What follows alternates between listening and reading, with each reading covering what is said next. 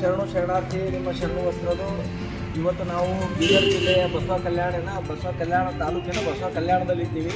ಬಸವ ಕಲ್ಯಾಣದಲ್ಲಿ 12ನೇ ಶತಮಾನದ ಶರಣರನ್ನು ಭಾಳಷ್ಟು ಶರಣರನ್ನು ಕಾಯಕದಿಂದ ಅವರನ್ನು ಶರಣರನ್ನಾಗಿ ಮಾಡಿರ್ತಕ್ಕ ಕರ್ಮಯೋಗಿ ದೈವ ಧರ್ಮದ ಮೂಲವಾಗಿ ಅಮಾನತೆ ಹರಿಕಾರ ಆಗಿರ್ತಕ್ಕಂಥ ಅಣ್ಣ ಬಸವಣ್ಣವರ ದೇವಸ್ಥಾನ.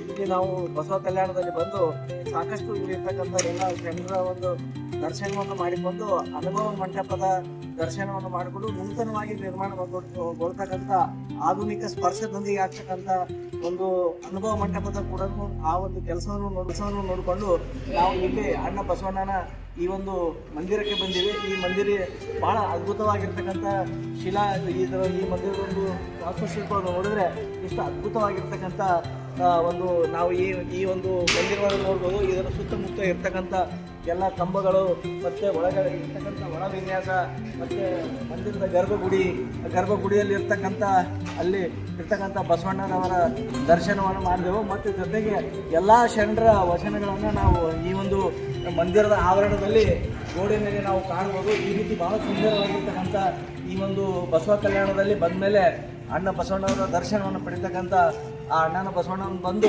ದರ್ಶನವನ್ನು ಪಡೆದು ತಾವು ಕೂಡ ಪುನೀತರಾಗಬೇಕು ಅಂತಕ್ಕಂಥ ಮಾಹಿತಿಯನ್ನು ಕೊಟ್ಟಿದ್ದಾರೆ.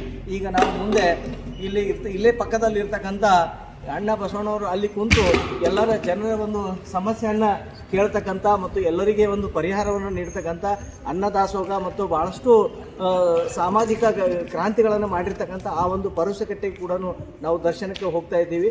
ತಾವು ಕೂಡ ಬಸವ ಕಲ್ಯಾಣಕ್ಕೆ ಬಂದರೆ ಈ ಒಂದು ಮಂದಿರದಲ್ಲಿ ಪಕ್ಕದಲ್ಲಿ ಇರ್ತಕ್ಕಂಥ ಪರುಸಕಟ್ಟೆ ಮತ್ತು ಅಣ್ಣ ಬಸವಣ್ಣವರ ಅವರ ಒಂದು ಆಶೀರ್ವಾದವನ್ನು ಪಡೆದು ತಾವು ಕೂಡ ಪುನೀತರಾಗಬೇಕಂತ ಒಂದು ಕಿರು ಮಾಹಿತಿಯನ್ನು ಕೊಟ್ಟಿದ್ದೇನೆ. ಧನ್ಯವಾದಗಳು.